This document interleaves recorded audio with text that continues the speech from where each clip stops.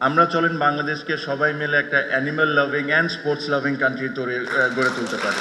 তাদেরকে এডুকেট করানোর দরকার নেই, এডুকেট হওয়ার দরকার আমাদের নিজেদের।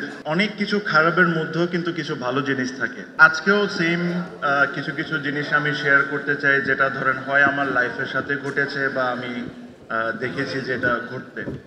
প্রথমে তার আগে বলে নিই, যদি আমার কোনো কমেন্টে কেউ যদি অফেন্ডেড ফিল করেন, প্লিজ আমাকে ক্ষমা চোখে দেখবেন। হ্যাঁ, ক্ষমা চোখে দেখবেন। সো যে জিনিসগুলো আমি যখন ছোট ছিলাম, আমরা যখন রাস্তাঘাটে খেলতাম, তখন স্ট্রিট ডগস বলেন, বিড়াল বলেন বা অন্য যে কোনো অ্যানিমেল বলেন, এদেরকে আমরা দেখতাম। দেখে এদের গায়ে পানি মারা, পাথর মারা, এটা আমরা একটা ফান হিসাবে নিতাম। এটা একটা মজার বিষয় হয়ে গেছিল আমাদের সবার জন্য, যে কুকুর একটা যাচ্ছে, তাকে একটা গরম পানি মেরে দিলাম বা একটা পাথর মেরে দিলাম। আমি মেরেছি, হয়তো বা আমার বন্ধু বান্ধব মেরেছে। আনফর্চুনেটলি এই জিনিসটা আমরা রিয়েলাইজই করতাম না যে যে জিনিসটা আমরা করছি এটা একটা ক্রাইম। আর এর চেয়ে বড় দুঃখজনক হলো এই জিনিসটা এখনো হচ্ছে, এখনো কোনো না কোনো গলিতে এটা কেউ না কেউ করছে, আর এটাকে ফান হিসাবেই নিচ্ছি। তো এই জিনিসটা আমরা কোনো সময় রিয়েলাইজ করতে পারি না যে যে জিনিসটা আমরা করছি ওয়াজ আ ক্রাইম। সেম আমি যখন ছোট ছিলাম তখনও হয়েছে, আমার বয়সে বড় যারা তারাও কোনো না কোনো জায়গায় এই জিনিসটা করছে। তো এটা আমাদের বোঝা খুব ইম্পর্ট্যান্ট যে তাদেরকে এডুকেট করানোর দরকার নেই, এডুকেট হওয়ার দরকার আমাদের নিজেদের এডুকেট হওয়ার দরকার। এটা বোঝার দরকার যে জিনিসটা আমরা করছি ইটস আ ক্রাইম।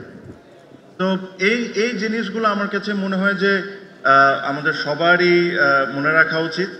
আর এখানে একজন আপু একটা কথা বলছিলেন, আমি শুনছিলাম বসে, যে যখন উনি ফেসবুকে লেখেন ওনার সাইবার বুলিংয়ের হইতে হয় বা অনেক ধরনের ব্যাড কমেন্টও শুনতে হয়। আপু, I understand what you are trying to say. আমিও এরকম কিছু দেখি, বাট অনেক কিছু খারাপের মধ্যেও কিন্তু কিছু ভালো জিনিস থাকে। 10 জন যদি খারাপ বলে থাকে, আমার মতো একজন কিন্তু আপনার ওই লেখার থেকে অনেক কিছু শিখছে। আর যে জিনিসটা আপনি যে লেখাটা লিখছেন, ওই জিনিস থেকে আমার এই শিক্ষণীয়টা হচ্ছে যে এই জিনিসটা করা ভুল, এই জিনিসটা করা রাইট, এই জিনিসটা করা ভুল। আর এই জিনিসটা আমি আমার বাচ্চাদেরকে শেখাচ্ছি।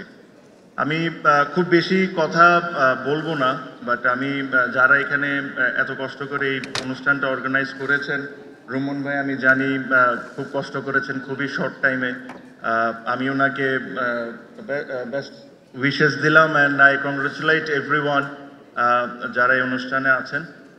এই একটা কথা বলে অনুষ্ঠানটা আমি আমার স্পিচটা শেষ করব, যে আপনারা যদি দেখেন বিভিন্ন দেশে, প্রত্যেকটা দেশের কিছু দেশে আপনি শুনবেন যে এই দেশটা বিজনেস ওরিয়েন্টেড, এই দেশটা স্পোর্টস লাভিং। আমরা চলেন বাংলাদেশকে সবাই মিলে একটা animal loving and sports loving country গড়ে তুলতে পারি। আরেকটা ছোট্ট জিনিস, আমি অনেক স্পিচ শুনছিলাম যে গভর্নমেন্টের এই হেল্প করার দরকার, গভর্নমেন্টের এইটা করার দরকার। আমি যে এলাকায় থাকি, আমি বনানী ডিওএইচএসে থাকি, and if I am not wrong, এই রেসিডেন্সিয়াল এরিয়া বাংলাদেশের প্রথম রেসিডেন্সিয়াল এরিয়া যেখানে প্রতিটা street dogs are vaccinated, and প্রতিটা স্ট্রিট ডগসের নাম্বারড করা। তো এটার জন্য কিন্তু কোনো গভর্নমেন্টের আমাদের হেল্প করা লাগে না, এটা কিন্তু আমরা নিজেরা ইনিশিয়েটিভ নিয়েছিলাম।